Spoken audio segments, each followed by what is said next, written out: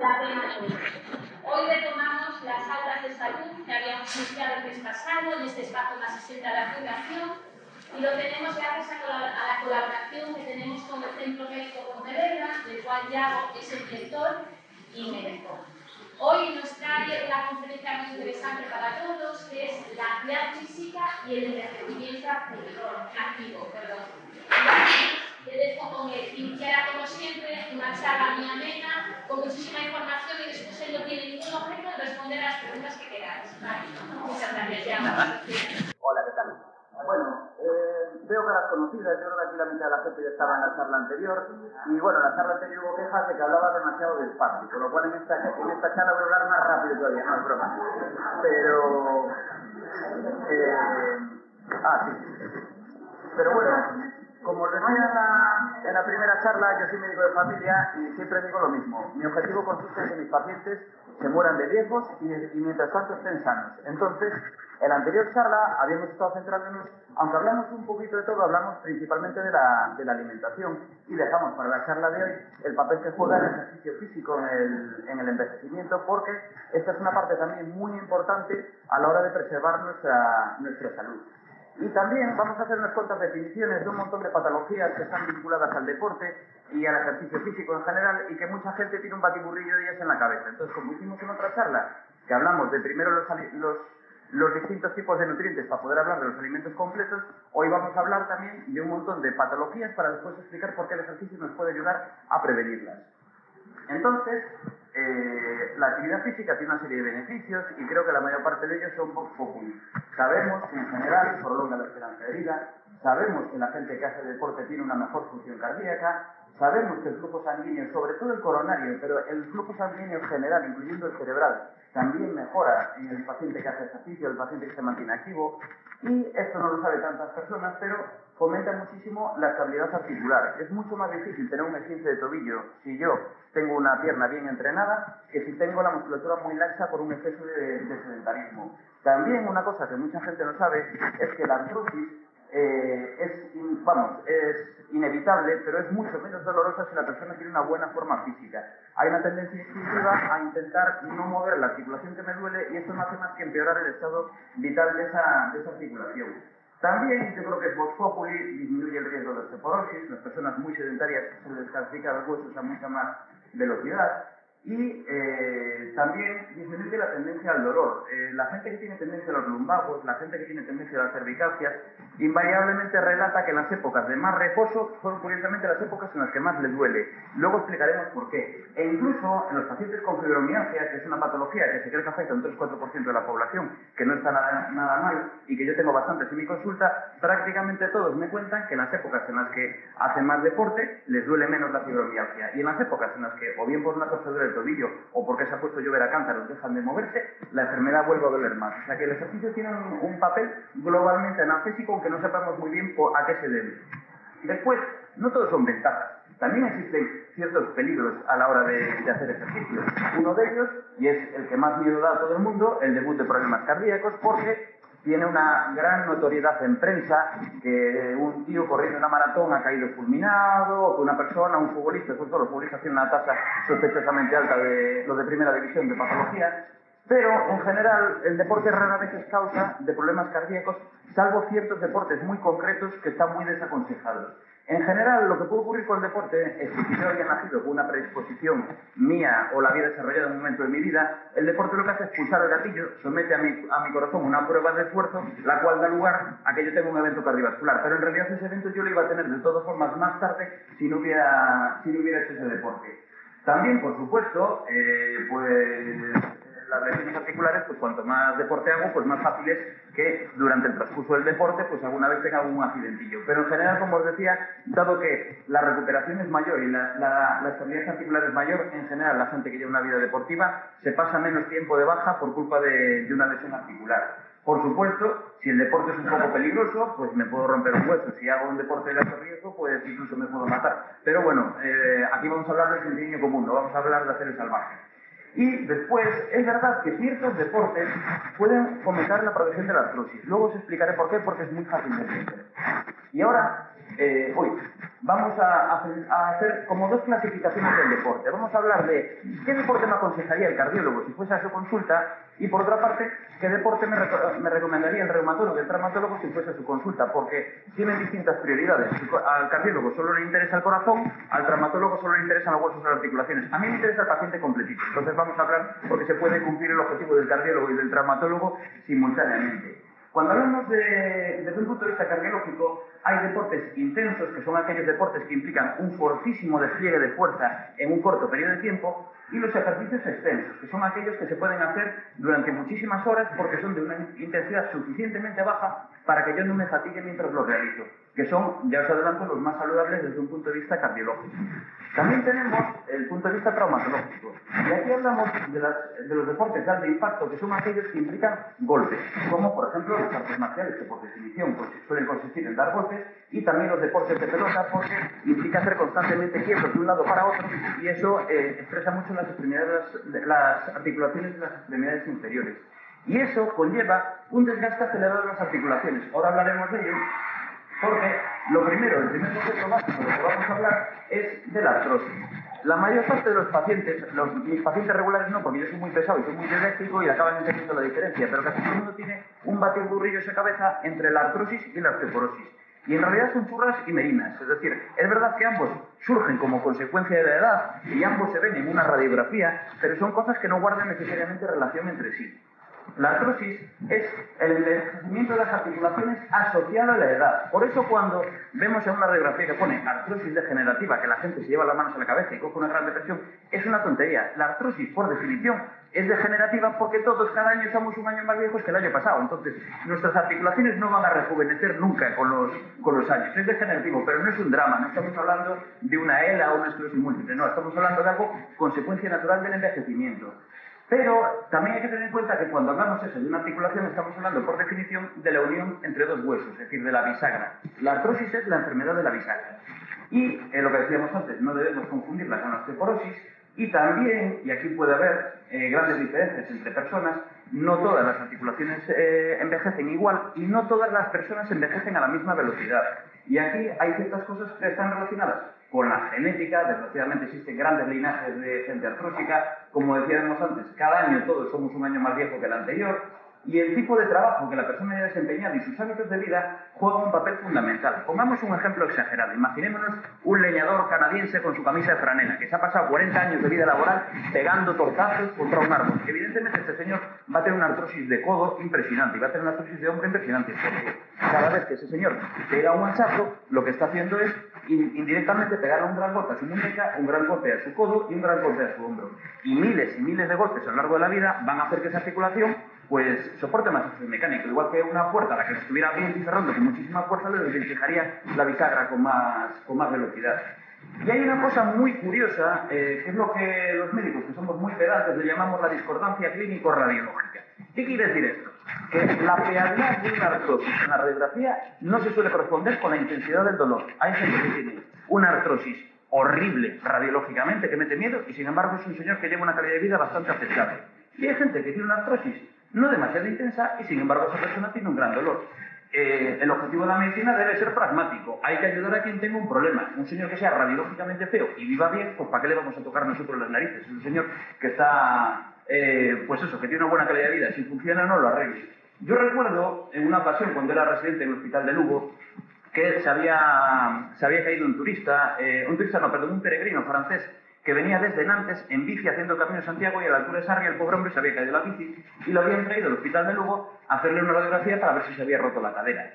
Y a mí, cuando me enseñaron la radiografía, que no sabía de quién era, me lo hicieron para gastar la broma al residente, me encontré una cosa que, vamos, no tenía explicación. Normalmente la articulación de la cadera consiste en que el fémur a la altura de la ingle tiene forma de una esfera casi perfecta y se inserta en una cavidad esférica casi perfecta que es el acetábulo. Y a mí me enseñaron la foto de una extraña coliflor completamente abollonada, así, que yo no entendía cómo eso era capaz de moverse. De hecho, pensé que era de un señor que estaba inmovilizado desde hacía años. Y a algún traumatólogo se le ocurrió la feliz idea de querer operarle esa cadera tan artrósica al señor. Por suerte había otro traumatólogo mucho más razonable de guardia que le dijo, vamos a ver, Este señor se ha hecho 1.300 kilómetros con esa coliflor. Esa coliflor funciona. Vamos a dejar a este señor tranquilo, no le vamos a fastidiar el Camino de Santiago, y si acaso le advertimos que tiene artrosis, pues si algún día en Francia le duele, pues que le opere. Pero este señor hay que dejarlo tranquilo porque esa extraña coliflor irregular, por algún motivo misterioso, funciona perfectamente. Entonces, pues eso, nosotros debemos ayudar a aquel paciente que tenga una artrosis que al médico le parezca poco importante, pero que el paciente viene una y otra vez por dolor, por supuesto le debemos ayudar para calmar el dolor, porque la belleza radiológica es irrelevante. Lo importante es la calidad de vida de la persona. Después tenemos el otro concepto, la osteoporosis. La osteoporosis no es una enfermedad de la articulación, es una enfermedad del propio hueso y consiste básicamente en la pérdida de mineral óseo del hueso, que es el que le confiere la dureza. La artrosis, por tanto, es asintomática. Hay gente que tiene artrosis extraordinariamente severas y no les duele nada. Lo que ocurre es que al tener tan poca mineralización, mínimos golpes pueden causar grandes fracturas. Y es esa persona que con un resbalón se puede romper una cadera, o a veces incluso gente que es tan osteoporótica que sin hacer nada, sin haber tirado un golpe, están de pie y un día súbitamente rompe la cadera. Porque el hueso está muy debilitado, pero esa debilidad es completamente indolora. Cuando una persona se queja de dolor de huesos, probablemente tenga dolor articular. Y volviendo al ejemplo de la bisagra, yo siempre lo comparo con que la artrosis sería tener la bisagra de la puerta oxidada y la artrosis sería tener la bisagra oxidada y la osteoporosis sería tener la madera completamente podrida. Entonces, ¿qué implicaría eso? Que si yo pego un portazo romperé la puerta. Pero una cosa es que me cueste mucho trabajo abrir y cerrar la puerta por lo oxidada que está la bisagra, y otra cosa es que la puerta sea vulnerable a una ruptura. Son cosas completamente distintas. Pero como están asociadas a la edad, pues es bastante razonable que en el imaginario colectivo estas cosas se confundan. Y precisamente por ser indolora debemos intentar diagnosticarlas antes de que el paciente tenga la primera fractura. Por eso muchos ginecólogos y muchos reumatólogos, sobre todo las mujeres en el periodo entre los 50 y 60 años, intentan buscar qué mujeres tienen tendencia a la descalcificación para intentar identificársela. Pero no solo las mujeres pueden tenerlas, porque, como ponemos aquí, la edad, las hormonas sexuales, que es lo que hace que en la menopausia avance tanto la osteoporosis, son importantes. Pero, por ejemplo, un hombre con un cáncer de próstata, no está de más que le pida a su médico que le pida una densitometría, porque uno de los tratamientos que utilizamos para cáncer de próstata suprime los niveles de testosterona durante unos cuantos meses y eso puede producir una descalcificación ósea. Entonces, ni la artrosis ni la osteoporosis son enfermedades femeninas. Es verdad que la osteoporosis es más frecuente en mujeres, pero no hay nadie que esté a salvo de ella. Y después, los niveles, la genética del individuo influye, los niveles de vitamina D, que son los que capacitan la absorción del calcio intestinal, también son importantes, y el sedentarismo es también muy importante, pero seguro que cuando veis en prensa veréis siempre artículos que hablan de la importancia de los medicamentos en la prevención de las fracturas. Y es verdad, hay muchos medicamentos muy buenos que previenen cerca del 70% el riesgo de una fractura a quien se trata. Y es verdad que tomar vitamina D es bueno para prevenir la fractura, pero rara vez vais a encontrar artículos en los que hablen de la importancia del ejercicio para la prevención de las fracturas. ¿Por qué? Porque hay gente que gana dinero vendiendo medicamentos para la osteoporosis. Hay gente que gana dinero vendiendo los alimentos que están complementados con vitamina D y hay laboratorios que ganan dinero vendiendo vitamina D. Pero a día de hoy, de momento, Adidas y Nike y los gimnasios nos han confederado para crear un lobby de presión que haga que en prensa salga la importancia del ejercicio. Entonces, el desprecio que tenemos hacia el ejercicio es un poquito capcioso. Es básicamente porque el ejercicio no es tan lucrativo como el comer cosas. Entonces, por eso os digo que tenedlo siempre en cuenta. Y rara vez, muy rara vez, por falta de calcio en la dieta. La dieta de un occidental rara vez es deficitaria en calcio, pero volvemos a lo mismo. Hay un montón de gente que nos quiere vender sus productos lácteos y si somos alérgicos a la leche, pues nos quieren vender su leche de almendras o sus historias para hacernos ver como es blanco y líquido, nos recuerda esas figuras de escayola que hacíamos en la guardería. Entonces creemos que estamos tomando calcio puro, pero no, estamos bebiendo un líquido que tiene proteínas y tiene calcio, pero el calcio está presente en prácticamente todos los alimentos. Un tío que sea alérgico a la caseína puede vivir sin beber leche, que no va a tener osteoporosis por culpa de eso. Y después la famosa hernia discal, que también es otra cosa que yo creo que está en el imaginario colectivo. El disco es esto que veis aquí. Es una especie de cojín que actúa como amortiguador entre una vértebra y la otra. Tenemos 24 articulaciones intervertebrales y que haya un cojincito en cada una de esas articulaciones permite que podamos ir trotando por ahí sin estar recibiendo martillazos en nuestra cabeza, porque si nuestra columna fuese un mono hueso, entonces los tortazos que llevaremos en la cabeza con cada impacto contra el suelo serían bestiales. Entonces, los discos son amortiguadores. También juegan un papel a la hora de ser capaz de flexionarlos, lo cual nos permite que nos flexionemos hacia adelante y hacia detrás y nos permiten también rotar. El problema es que el envejecimiento asociado al estrés mecánico que soporta una vértebra contra la otra puede acabar provocando que un día se deforme. Una deformación del disco, una hernia discal, no es necesariamente dolorosa. Un porcentaje, volvemos a la discordancia clínica radiológica. Hay gente que le haces una resonancia, ves una tremenda hernia de disco y es un señor que es feliz. Le había hecho la resonancia por otro motivo, no por su hernia de disco. Pero si tenemos la mala suerte de que ese disco intervertebral se nos prolapse hacia este sitio o hacia este sitio, me va a comprimir la salida de los nervios. Si es una hernia discal cervical, me comprimirá los nervios que bajan a los brazos y podré tener dormidos varios dedos. Y lo más famoso, si se me prolapsa en la unión que hay entre la cuarta y la quinta lumbar o entre la quinta y la primera sacra, voy a tener la famosa ciática, porque por ahí es donde sale la raíz del nervio ciático. Eso es la ciática verdadera. Y ese es el problema verdadero. Volvemos a lo mismo. Debemos tratar al paciente que tenga una hernia dolorosa. Que tenga una hernia dolorosa, pues que sea feliz, que le ponga nombre si quiere y la adopte como mascota, que no va a haber ningún problema. Y a menudo, como os decía, pasan desapercibidas, pero nos da igual. Si alguien tiene hernias y no le duele, no hay razón para diagnosticárselas. Y después, ¿dónde está esto? Después tenemos también la ciática. La ciática es normalmente producida por la compresión del nervio ciático y habitualmente, como os he dicho, por culpa de una hernia de disco. La ciática verdadera es una enfermedad dolorosísima que produce un dolor brutal que nace en las últimas vértebras lumbares y llega normalmente hasta la punta del pie. Y que con frecuencia es de un solo lado, porque como os decía, que me salga un trozo de disco hacia un lado, hombre, ya es casualidad que me salga hacia los dos lados simultáneamente. Es muy raro, aunque existe, pero es muy raro. Y es muy frecuente que las confundamos con la pseudociática, que es una enfermedad producida normalmente por la contractura de un músculo que tenemos debajo del glúteo, que es el músculo piramidal, que es un puñetero. También comprime el nervio ciático, pero lo comprime con menos intensidad. Y además, no produce un cuadro distinto. Suele producir un dolor que comienza en el centro del glúteo y baja por la parte de atrás del muslo hasta el gemelo, y de ahí no progresa. Y os lo digo porque muchas veces los médicos, por falta de tiempo, por falta de dedicación, diagnosticamos una ciática a alguien que tiene una pseudociática, y el tratamiento es completamente distinto. La ciática verdadera hay que tratarla con reposo y con inyecciones de corticoides, y sin embargo la pseudociática se puede tratar sencillamente en casa haciendo unos estiramientos específicos. Esta foto que tenemos aquí es un vídeo del canal de YouTube en el que hablamos de las contracturas del piramidal, y en 10 minutos explicamos cómo hay que estirar la pierna si esto no se ocurre, pero nos ahorramos 10 minutos de charla. Quien esté interesado lo puede mirar. Y después el lumbago. El lumbago no es una enfermedad, el lumbago es un síntoma. Es decir, decir que alguien tiene un lumbago sencillamente dice que a la persona le duele aquí, le duele la parte baja de la espalda. Y puede ser por multitud de razones. Puede ser por una hernia de disco, puede ser por una contractura del psoas, puede ser por un montón de cosas, pero yo nunca acepto lumbago como diagnóstico, porque eso solamente, si un médico dice este paciente tiene lumbago, lo único que está constatando es que le duele la espalda, pero no ha encontrado la causa. Hombre, si el médico ha descartado que no se debida a ninguna causa crítica, pues tampoco pasa nada. Pero el lumbago es dolor, no es enfermedad. Y después, el famoso infarto. Normalmente la gente cuando habla de infarto, pues, entiende que algo pasa en el corazón, pero la mayor parte de la gente no sabe exactamente qué es. Y realmente un infarto no tiene por qué salir ni siquiera en el propio corazón. El infarto es, por definición, la muerte de células por isquemia. La muerte de células cardíacas, la muerte de células en general por falta de riego. Todo nuestro organismo depende en cada punto de algún vaso sanguíneo que nutre un territorio. Si ese vaso se ve obstruido, va a empezar a morirse las células por falta de riego. Y eso es lo que es la definición de infarto. Cuando si se obstruye por unos cuantos segundos no va a ocurrir nada, solamente me dolerá la extremidad o aquella zona donde se me ha obstruido el riego. Pero si pasan muchos minutos sin riego, entonces empiezan a morirse células. Y hablamos de infarto. Y me puede ocurrir en el cerebro, es decir, el famoso ictus cerebral es un infarto cerebral. Me puede ocurrir en las extremidades, hay gente que sufre una amputación porque tuvo un infarto en una pierna. Me puede ocurrir en el intestino, el famoso infarto mesentérico. Y por supuesto puede ocurrir en el corazón, que es el más dramático y desgraciadamente el más frecuente. Y es el infarto agudo de miocardio, que es del que se suele hablar por definición. Y el infarto, también por falta de cultura popular, la gente cuando tiene palpitaciones cree que tiene un infarto, si otro pinchacito cree que tiene un infarto. No, el infarto es una enfermedad muy dolorosa y con un dolor característicamente opresivo.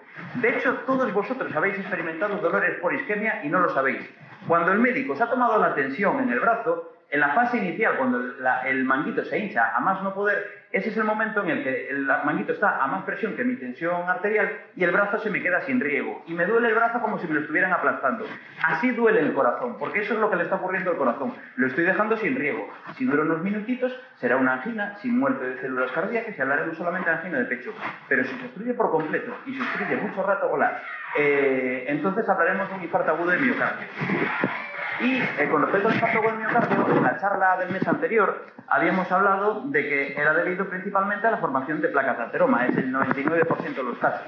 Y esas placas de ateroma puede ocurrir que se estabilicen sencillamente comprimiendo el calibre real de la arteria sin llegar a obstruirla, o con la aparición de un trombo que la obstruya por completo. No voy a repetir porque si no os vais a volver locos. Pero este concepto lo vamos a repetir a continuación cuando hablemos del ejercicio en la prevención de los infartos.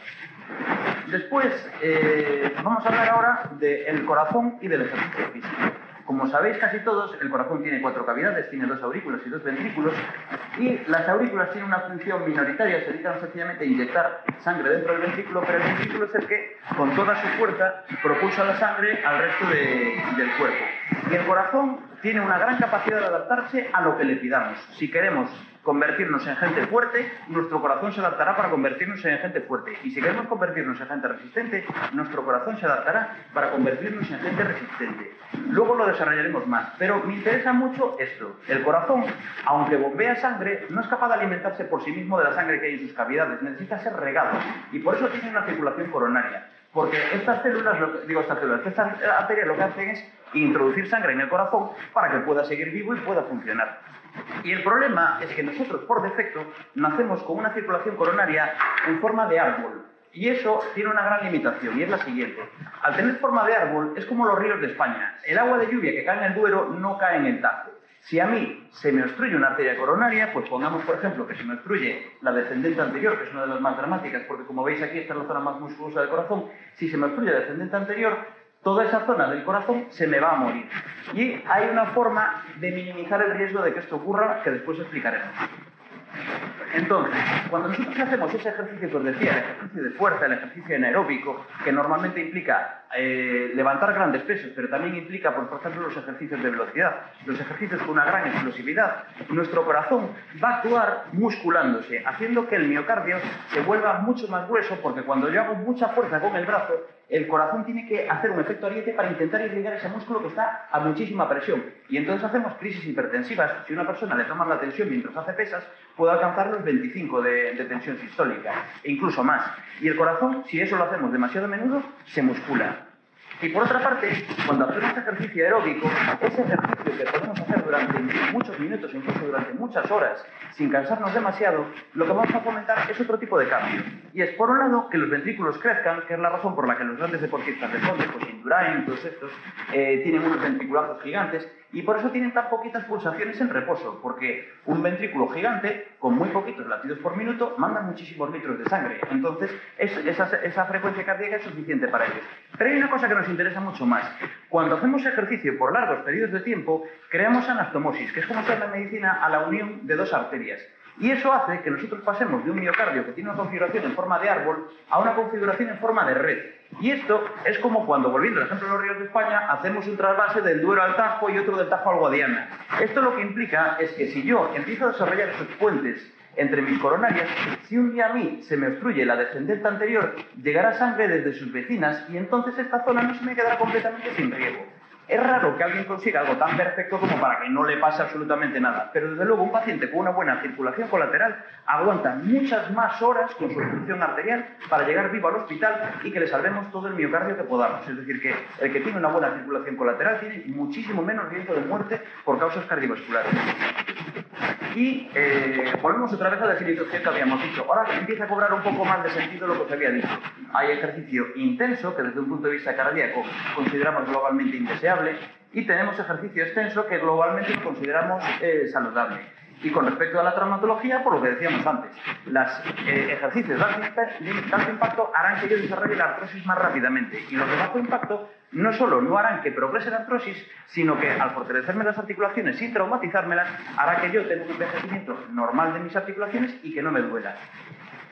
Entonces, cuando hablamos de un ejercicio cardiológicamente intenso, ya lo repetimos, las pesas, los ejercicios de musculación, las carreras de velocidad, los deportes de pelota, porque el fútbol dura bastante tiempo, son 90 minutos de partido, y esto hace pensar que es un ejercicio de resistencia, pero no lo es tanto. Si el campo de fútbol, en vez de ser de 2 dimensiones, fuese de una sola dimensión, veríamos que el ejercicio de un futbolista consiste en una gran carrera, frenada para recuperar, una gran carrera, frenada. Están todo el rato haciendo sprints, están todo el rato haciendo muchas carreras de velocidad a lo largo de 90 minutos. No es un ejercicio regular a ritmo constante, suavecito, es carrerones, carrerones, carrerones.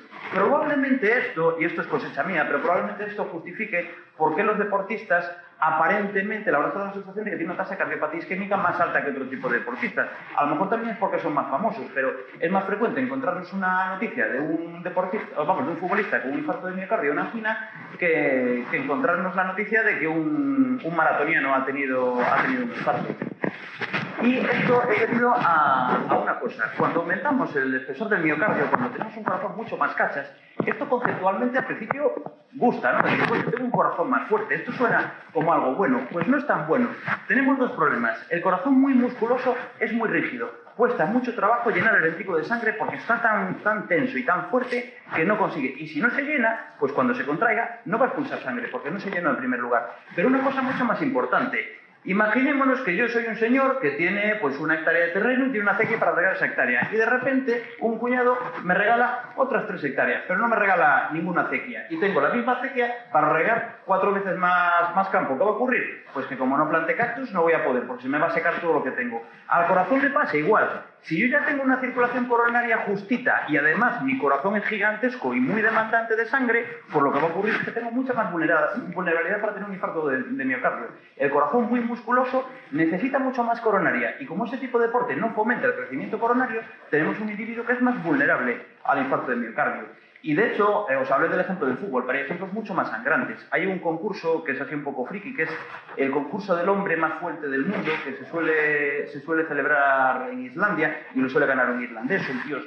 brutísimos que tienen que coger unas pelotas de piedra y ponerlas encima de unos barriles y hacer no sé cuántas bajadas. Y la tasa de muerte súbita de edades jóvenes en esa gente es altísima. Y a mí como médico no me resulta nada raro. Y cuando vemos esos actores famosos, supermusculosos, tipo Sylvester Stallone, el Schwarzenegger, que cada 2 por 3 sale en el periódico que les han tenido que operar del corazón, no me extraña. Es gente que ha hecho un ejercicio que es pésimo a nivel cardiovascular. Muy bien para hacer el papel de cachimán en la película, pero para morir de viejo no hacen el ejercicio adecuado. Y después, lo que decíamos antes, cuando hacemos un ejercicio de volumen, cuando corremos maratones, pero sin ser tan ambicioso como las maratones, cuando nos metemos caminatas largas, cuando hacemos ciclismo de larga duración, cuando hacemos marcha nórdica con bastones, cuando hacemos elíptica, la elíptica es un arma de doble filo, puedo elegir lo que quiero hacer con ella. Si le pongo la resistencia al máximo me voy a poner muy fuerte usándola, pero si la pongo con poca resistencia y le meto muchas horas, estoy haciendo un ejercicio aeróbico. Y ¿qué os iba a decir yo? Bueno, pues cuando hacemos este tipo de ejercicio, pues lo que os decía, hacemos que crezca el ventrículo, lo cual no tenemos ni idea si es bueno para la salud o no, es irrelevante, pero desde luego creamos mucha más circulación coronaria, nos convertimos en gente mucho más resistente a un futuro infarto agudo de miocardio. Después, bueno, yo he dicho todo esto, la mayor parte de vosotros no aplicáis el principio de autoridad, y bueno, si sois médico de familia, pues algo sabrá de lo que está diciendo. Pero me parece muy sano que os planteéis, ¿este tío lo que está diciendo es algo real o se están sacando de la gorra estas afirmaciones? Porque podría ocurrir. ¿Qué evidencia científica tenemos disponible para saberlo? Pues este tipo de consejos son muy fáciles de comprar por parte del público porque suena bien. Es decir, si me esfuerzo, obtendré un premio. Eso va muy implícito en toda nuestra psicología colectiva. No siempre es verdad. En este caso sabemos que sí, porque en los años 80 se desarrolló la hipótesis de Morgenroth. Morgenroth fue un cardiólogo que cuando por fin empezó a ver ecografía en la consulta de cardiología, porque hasta los años 80 no existía, empezó a comprobar que los deportistas de resistencia tenían ventrículos más grandes. Y eso fue lo que nos permitió saber que el deporte de resistencia fomenta el crecimiento ventricular y que por otra parte el ejercicio de pesas fomentaba el crecimiento del miocardio, que como os he dicho es algo que en realidad es desaconsejable. También más adelante se vio, cuando se desarrolló el cateterismo, ya más bien en los años 90, se empezó a hacer estudios en gente que había tenido un primer infarto, se les hacía una coronariografía, un cateterismo para solucionárselo, y si esos señores tenían la mala suerte de tener un segundo infarto años más tarde, los cardiólogos cogían y comprobaban su nueva foto de sus coronarias y comparaban cómo era esa foto en los que habían hecho ejercicio y en los que no. Y ahí fue cuando comprobamos que esa gente que había hecho ejercicio, su segundo infarto era menos grave gracias a que la zona de corazón que se había quedado sin riego le llegaba un flujillo de las arterias de alrededor. Y gracias a eso sabemos que el ejercicio fomenta la producción de nuevas coronarias, porque si no, solamente nos quedaría una técnica mucho más cruenta, que es hacer autopsias a la gente que se muere y ver qué le pasa. Pero gracias al cateterismo pudimos saber que esto era verdad. Y después, a mí esto me parece probablemente el estudio más importante que se ha hecho con respecto al deporte. En el año 93, un médico finlandés que se apellida Sarna, pues hizo un estudio que a mí me pareció que estuvo muy bien diseñado por el tremendo volumen de gente que metió dentro y por lo bien que los eligió. Comparó a gente que había nacido a principios del siglo XX y comparó a la población general con gente que había representado la selección olímpica de Finlandia en distintas disciplinas deportivas. Y le siguió pues hasta los años 90, analizando cuánto tiempo vivieron, su esperanza de vida, etcétera, etcétera. Y para evitar caer en un sesgo, no cogió a la población general, cogió a los varones que habían hecho la mili, para dejar de lado, fuera del estudio, a la gente que a lo mejor había nacido con un defecto genético que le impedía hacer deporte y que les podía reducir la esperanza de vida. Si era gente apta para hacer la mili, era gente que en principio había llegado a los 20 años sana. Y a partir de ahí, eligió quién hacía deporte y quién no. Y comprobó que esos varones sanos finlandeses nacidos en esa época tenían una esperanza de vida de 69,9 años. Los que habían hecho ejercicio de velocidad, los que habían sido corredores de 100 metros lisos, etcétera, etcétera, vivían hasta los 71,5. Los que habían hecho deportes mixtos, sobre todo deportes de pelota, vivían hasta los 73,9, que ya son 4 años de diferencia con respecto a la gente que no hacía deporte. Y en la gente que hacía esquí de fondo, que hacía maratón y que hacía ultramaratón, alcanzaba los 75,6 años de media. No solo comprobó esto, que está bastante bien, comprobó que esa gente compraba muchas menos muletas, compraba muchas menos sillas de ruedas, es decir, no solo vida larga, también vida buena.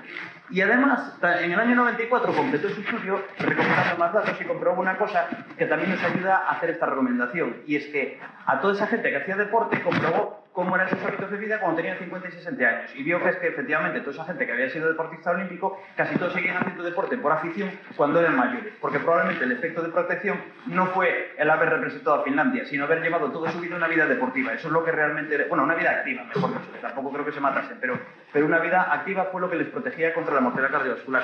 Aquí vemos el efecto final, porque decir que el corazón es más grande, que las coronarias son más tal, está muy bien, pero el efecto final que buscamos es que este señor se muera más mayor. Eso es lo que estamos buscando, y aquí tenemos el efecto final. Después, ahora hablamos eso de que hay ejercicio que es demasiado intenso y ejercicio de tal, pero ¿cuál es la intensidad adecuada? Bueno, aquí hay cardiólogos que se llevan a matar entre ellos, porque hay quien dice que hay que entrenar entre el 60 y el 80% de la frecuencia cardíaca máxima teórica, otros que dicen que entre el 40 y el 60 la frecuencia, más o menos el 60, ahí yo creo que todo el mundo coincide, los más extremos y los menos coinciden que es el 60. La frecuencia cardíaca máxima teórica, en teoría, se calcula restando 220 menos mi edad. Pero es una medida un poco relativa y además os obligaría a todos vosotros a compraros un pulsómetro para saber cuántas pulsaciones tenéis. Hay un truco casero muy fiable para saber si os estáis metiendo la suficiente caña con el deporte. Porque la intensidad del deporte en cada persona no se mide en kilómetros por hora, se mide en el esfuerzo que hace cada persona. Depende de la forma física, uno se esforzará corriendo más y otro corriendo menos. Pero cuando yo soy capaz de ir a hacer deporte, pues por ejemplo ir a andar con un amigo y soy capaz de hablar con él, pero me cuesta terminar las frases porque tengo que coger resuello, ese es el puntito de intensidad en el que estoy desarrollando la circulación colateral. Si soy capaz de hablar, como estoy hablando yo, que hablo como una cotorra y no tengo que parar a coger aire, voy demasiado lento.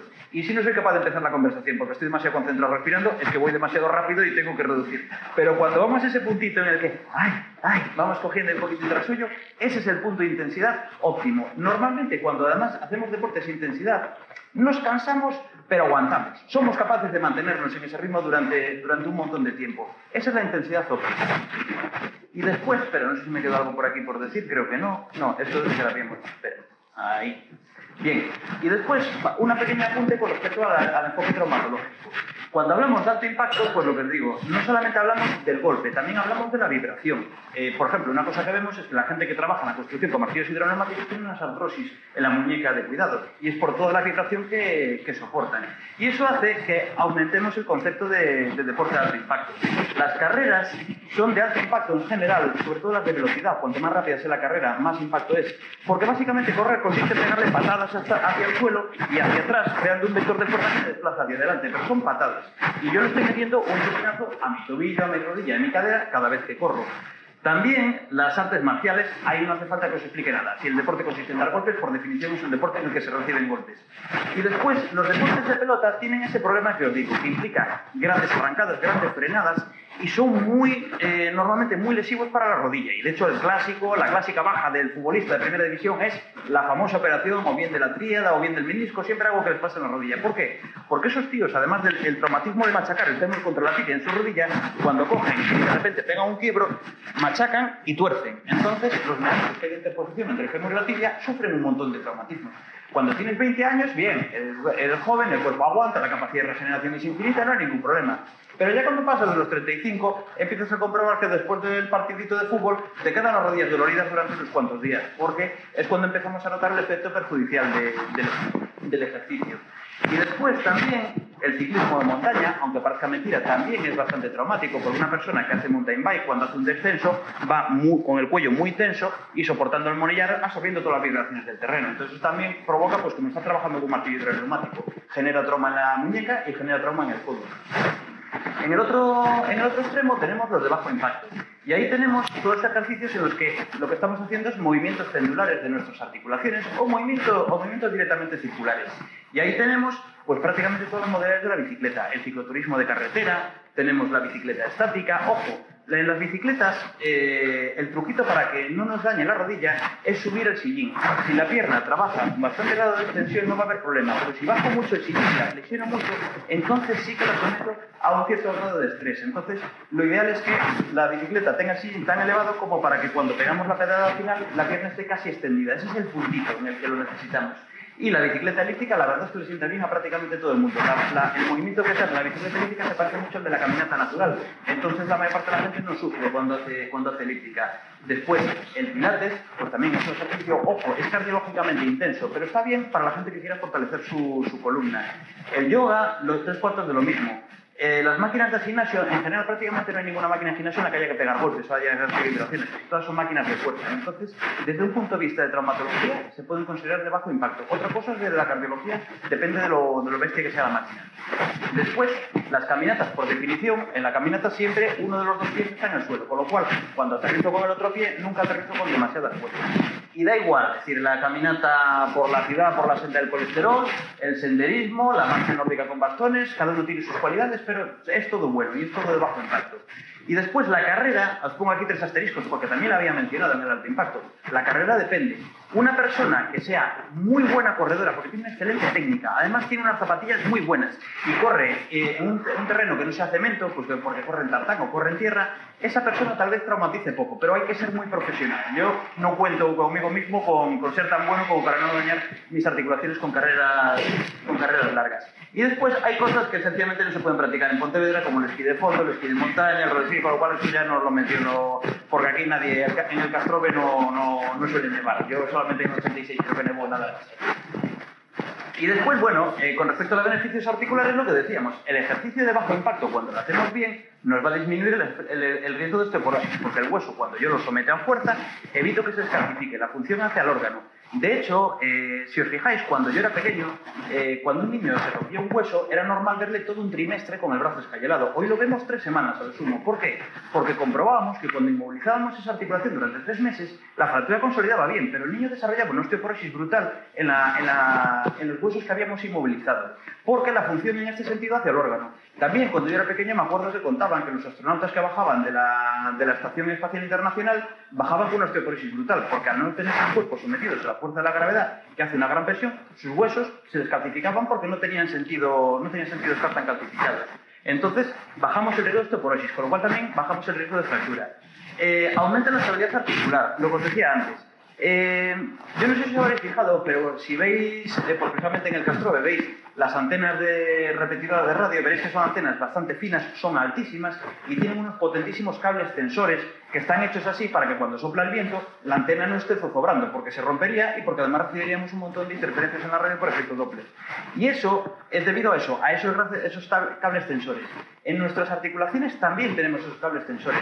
Son la musculatura agonista y la antagonista. El hecho de que mi codo esté estable lo hace la tensión constante que soporta el bíceps y el tríceps. Y en la rodilla en concreto, que tal vez sea la articulación que más necesita fuerza muscular para no lesionarse, tenemos 4 cables tensores. Tenemos el vasto externo, tenemos el vasto interno, por aquí tenemos el bíceps femoral y por aquí tenemos el semitendinoso. Todavía tenemos más, pero esos 4 tiran en los 4 puntos cardinales de la rodilla y la gente que tiene esos músculos fuertes tiene menos dolores de rodilla al caminar. No sé si alguno de vosotros o algún familiar le habrán hecho una artroscopia, pero es muy frecuente que la gente a la que le hayan hecho una artroscopia de rodilla tenga un terrible dolor que le impide caminar durante las semanas siguientes a la cirugía.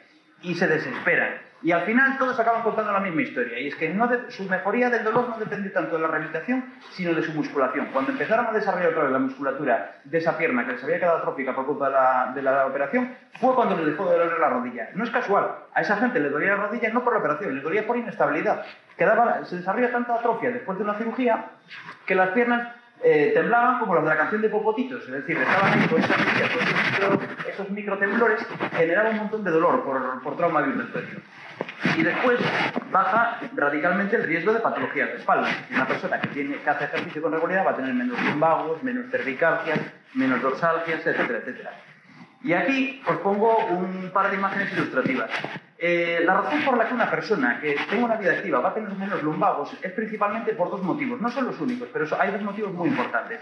El primero es el fortalecimiento de la presa abdominal. Si os fijáis en las Olimpiadas, cuando ponen el campeonato de halterofilia, la gente que levanta esas pesas siempre lleva un potente corsé en su abdomen. ¿Por qué? Porque nosotros en realidad no tenemos una sola columna, tenemos 2. Tenemos la columna obvia, que es la columna de hueso, pero en condiciones normales, cuando nosotros nos ponemos de pie, sin darnos cuenta, contraemos la musculatura abdominal y hacemos que nuestros gases y nuestro líquido intestinal se comporten como una pelota a presión. Esto se convierte en una pelota a presión y hace que el peso de mi cuerpo anterior repose sobre esa pelota reposa sobre los huesos coxales y finalmente los huesos coxales ya transmiten el peso hacia el suelo. Entonces, una persona que tiene un potente corsé muscular soporta mucho más peso con la parte de delante y le ahorra un montón de peso a la parte de arriba. No tengo ni idea de si alguien habrá hecho semejante cafrada, pero seguramente si ese tío que está levantando ahí 260 kilos tú coges y le quitas el corsé, probablemente se le rompan unas cuantas vértebras por culpa de habérselo quitado, porque ese corsé está haciendo mucha parte del trabajo de soportar el peso. Y después, la otra razón es el músculo psoas, que casi nadie lo conoce, pero es el amigo del fisioterapeuta, porque el psoas es de lo que vive la mitad de los fisioterapeutas. Es un músculo muy puñetero que nace en la columna lumbar y se dirige hacia la cara interna del fémur. Y es el responsable de que la gente cuando hace abdominales le duela la espalda, porque cuando hacemos abdominales no estamos haciendo abdominales, o al menos no del todo. Cuando yo hago esa maniobra de los abdominales, los 15 primeros grados, sí estoy ejercitando los abdominales para aproximar el esternón al pubis. Pero el resto lo estoy haciendo con el psoas, porque lo que estoy haciendo es aproximar mi cuerpo a mi muslo. Y eso lo hago a expensas de este tío. Y eso implica también una serie de cosas. Una persona que, como yo, que trabajo sentado y paso muchas horas sentado, si no hago ejercicio y además no rompo la monotonía de estar tantas horas sentado, mi psoas, aparte de volverse más débil, se vuelve más corto. Porque si estoy así, tengo el psoas en posición corta. ¿Qué va a ocurrir? Que cuando me levanto, el psoas tira de mi espalda y me da un ataque de lumbago.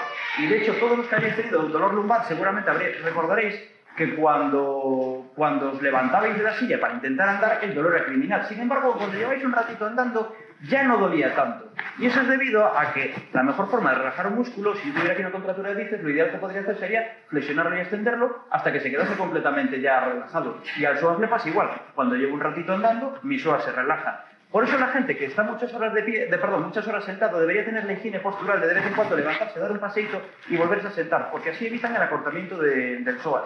Y la persona que camina mucho, además tiene un psoas que está fuerte y que tiene mucha menos tendencia a las contracturas espontáneas. Y después, bueno, en conclusión, es decir, ya hemos hablado de qué ejercicios son buenos para mis articulaciones, qué ejercicios son buenos para el corazón. ¿Qué ejercicios cumplen las 2 premisas? Pues los ejercicios de fondo físico, como la natación, la bicicleta elíptica, si la pongo con poca resistencia, las carreras de fondo, y lo que os decía, las carreras de fondo, si corro bien y corro en terreno blando, y caminar en todas sus formas es bueno. Y además, no hay límite. Durante mucho tiempo se pensó pues, que la gente que hacía maratones pues, que eran unos salvajes y que aquello era poner el cuerpo a los límites. Sin embargo, los maratonianos tienen una tasa de patología cardíaca francamente baja. Y os digo más, cuando yo era pequeño, yo creo que lo más largo que se conocía era la maratón. A día de hoy hay por ahí por partes del mundo carreras de 300 kilómetros y barbaridades así. Y esa gente tiene todavía menos tasa de patología cardíaca que los que hacen maratón. Lo que sí que tienen es un poco más de asma, porque de tanto jadear, al final, y aparte de jadear por el monte, acaban con el bronquio lleno de pólenes y les pasan otras cosas. Pero el corazón lo tienen robusto. La famosa Pontevedrada, que es donde me encuentro con Gloria todos los años, es una prueba de 70 kilómetros. Vamos caminando de Pontevedra a Santiago en una noche y, hombre, hay gente que acaba lógicamente destrozada, pues con ampollas y cosas así, pero no tiene un infarto nadie. Ese tipo de ejercicio, aunque es una salvajada, o sea, una salvajada conceptual, no hay muchas razones para pensar que sea demasiado malo para el corazón, salvo que lo hiciéramos corriendo, porque ahí ya estaríamos haciendo un ejercicio de intensidad. Pero si lo haces caminando al ritmo en que tú te sientes cómodo, entonces estamos haciendo un ejercicio que es adecuado. Y también es importante, cuando decidamos decantarnos por alguno de estos ejercicios, que a ver, que si al final os gusta otro, pues lo importante es eso, que hacer un ejercicio que os guste. Lo que pasa es que esos que os pongo ahí son más saludables. Es fundamental que nos guste, porque si yo cojo y decido hacer un plan de salud, de apuntarme a un deporte, pero no me gusta nada, os garantizo que en unos meses fracasaréis, es decir, os desapuntaréis del deporte. Además, no tiene por qué ser federado, es decir, coger y dar la vuelta a la ciudad o pasarse por ahí, pues eso, caminar por la ciudad, no requiere ningún tipo de federación, se puede hacer, no hay ningún problema, no tiene que ser una modalidad deportiva homologada. Y después, a mí me parece muy importante darle al deporte una jerarquía. La mayor parte de la gente que decide pues hacer actividad física para mantenerse sano, le da el último escalón de las prioridades. Es decir, yo hoy tengo que hacer una serie de cosas y si me sobra tiempo iré a andar. El problema que tiene eso es que al final siempre surgen imprevistos y al final no voy a ir a andar. Entonces, mi consejo es que los que tengáis franjas de tiempo libre decidáis, pues yo los martes, los jueves y los sábados de 6 a 8 voy a andar, la hora que vosotros digáis. Pero si eso está en vuestra agenda, normalmente, aunque no os deis cuenta, cobra prioridad en vuestra cabeza y cuando os falte tiempo, pues lo sacrificaréis de otra cosa. A lo mejor lo sacrificáis de ver la serie de televisión, pero no de caminar. Por eso que mi consejo es que cuando lo hagáis, que lo hagáis de un modo programado. Y además, espera, ¿dónde estaba esto? También cualquier cosa que aumente vuestra motivación, a mí me parece una buena idea. Es decir, a la gente que le encante caminar con su pareja, pues que aproveche y camine con su pareja. La gente que quiera aprovechar para hacer vida social con los amigos y se apunte a caminar con los amigos, que hace que uno se motiva a otro, es una buena idea. El utilizar las aplicaciones que hoy hay hoy día con los móviles, estas aplicaciones gratuitas GPS, como el Endomondo, el Runtastic y todas estas, que me dice cuántos kilómetros hice hoy, a qué velocidad lo hice, por qué zonas lo hice, me parece una buena idea. Si eso me sirve a mí como estímulo para desafiarme a mí mismo e intentar cada día hacer un poquito más de distancia o hacerlo un poquito más rápido, es una muy buena idea. Que no os cortéis de utilizar cualquiera de las opciones, o los famosos podómetros, fijaros un objetivo de no sé cuántos mil pasos al día, es una muy buena idea. Y también pues picarse con amigos, porque esas aplicaciones tienen la ventaja de que aunque yo viva en otra ciudad, pues puedo picarme con mi amigo que vive en Barcelona porque yo hice 20 kilómetros, a ver si mi amigo hace 21. Es decir, que podemos incluso ir más allá. Y después incluso podemos utilizar, que es algo que yo utilizo, pues YouTube también como fuente de motivación. Porque yo aquí, ahora que estamos en esta reunión de vagos anónimos, yo me acuso. Yo soy un tío muy vago. Es decir, a mí lo que me pide el cuerpo es estar en el sofá viendo una película, abrazadito a mi hija y a mi mujer y estar a la mar de gustito. Pero no debo hacerlo porque quiero morir de viejo y porque además tengo que tener una cierta credibilidad como médico. Si yo estoy diciendo que la gente tiene que hacer estas cosas y yo estoy todo el día rascándome la barriga, pues vamos por mal camino. Y entonces, bueno, soy un tío vago, pero soy medianamente disciplinado. Entonces consigo cumplir. Aún así, muchas veces, coger y hacer mi rutina de ejercicio, que yo como trabajo todos los días de mañana y tarde, suelo ir un poco al gimnasio los miércoles y los viernes, que son los días que libro, y los sábados lo que suelo hacer es hacer una caminata de entre 20 y 30 kilómetros por el monte. Pero me cuesta un montón. Y a veces lo que hago para motivarme es ponerme este tipo de cosas. Estas imágenes que habéis visto, que vais a ver a continuación, es de una carrera de 170 kilómetros en una sola etapa y 10.000 metros de subida y 10.000 metros de bajada, que se llama la Ultra Trail del Mont Blanc. Es una auténtica barbaridad. Pero a mí me inspira porque veo a tíos de mi edad haciendo esta cosa y haciéndola, y eso a mí me eleva mi espíritu. Hay un montón de vídeos en YouTube que podéis encontrar de estas cosas con música épica, que bueno, que llama a ese flipadillo que tenemos dentro. Pues no pasa nada, que nos volvamos un poco flipadillos con ello. Y aquí pues veis unas imágenes, es algo bonito de ver porque es un entorno natural, las escenas son espectaculares, ves a gente corriendo por encima de un collado. Y esto en mi casa, como no nos gusta el fútbol, es el equivalente a ver la Champions League en mi casa.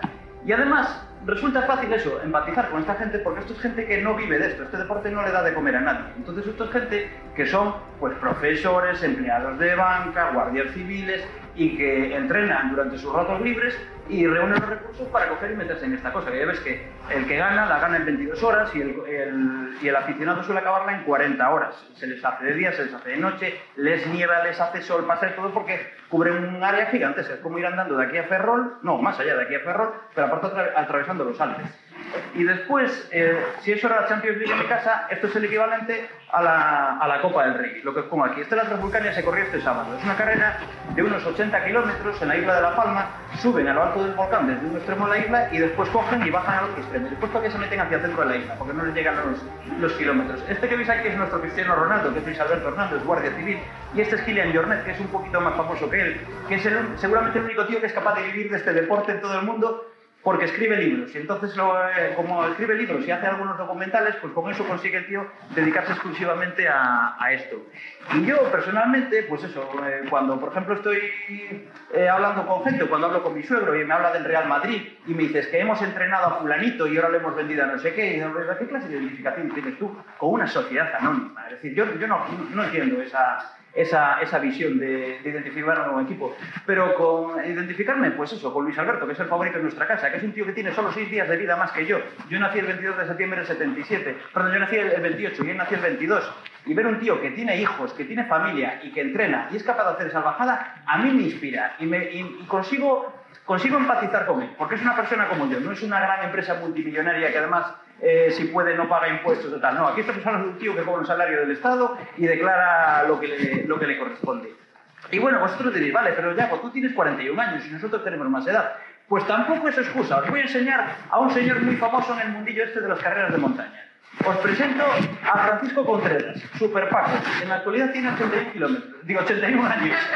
Y este fin de semana pasado también, además de ser la Transvulcania, fueron los 101 kilómetros de ronda. Este es el primer año que no he conseguido acabarla porque hubo una ola de calor de 3 pares de narices y el tío le entró un pajarón por el calor extremo que hacía.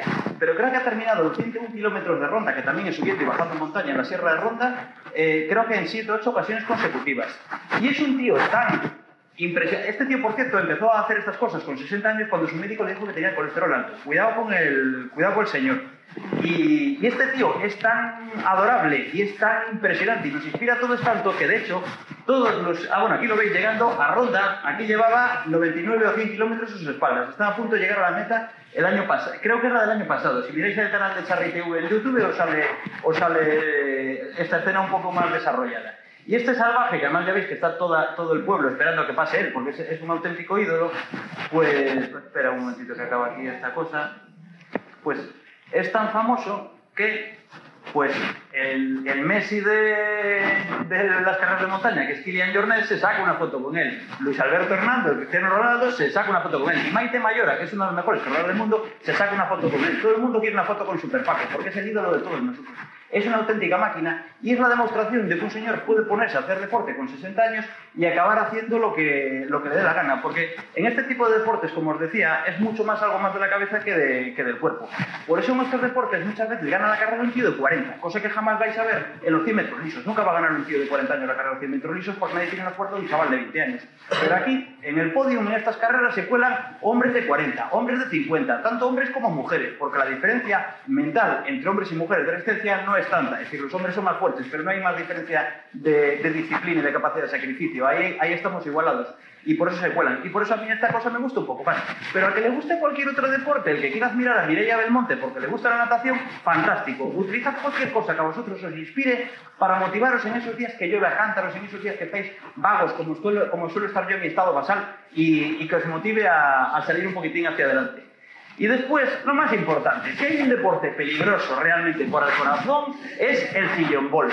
Pero cuando vosotros practicáis sillón ball, nadie os pide un certificado médico. No os dicen, necesito usted un electro para poder ver la peli en el sofá. ¿Por qué? Porque en las pruebas deportivas hay una responsabilidad civil del organizador. Es decir, la persona que organiza la maratón de no sé dónde tiene que pagar un seguro. Y entonces, el seguro lo que pretende es que si a un corredor le da un tabardillo, que la responsabilidad caiga sobre su médico y no sobre la carrera. Por eso piden un certificado realmente para... Y no es que me parezca mal, todo el mundo debería encargarse de comprobar que se encuentra sano. Pero que te pidan un electro, que te pidan un certificado médico, da una sensación de peligrosidad por los deportes que no se corresponde con la realidad. Lo que es peligroso es estar en el sofá, pero nadie sale en el periódico si murió viendo una peli en el sofá, salvo que sea un famoso. Entonces eso también nos crea una conciencia de que el deporte es peligrosísimo. Pero es mentira, el deporte, si se hace con sentidiño, si no nos arriesgamos a matarnos de un tortazo y no nos pasamos de intensidad, creando esa situación que os decía yo de hipertrofia muscular, el deporte va a ser saludable para prácticamente todas las personas.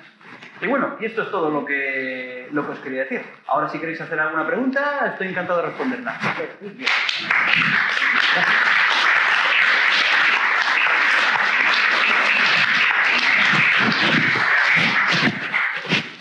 Bueno, ¿alguna preguntita? Sí. Pues el baile me parece, desde un punto de vista traumatológico, me parece muy...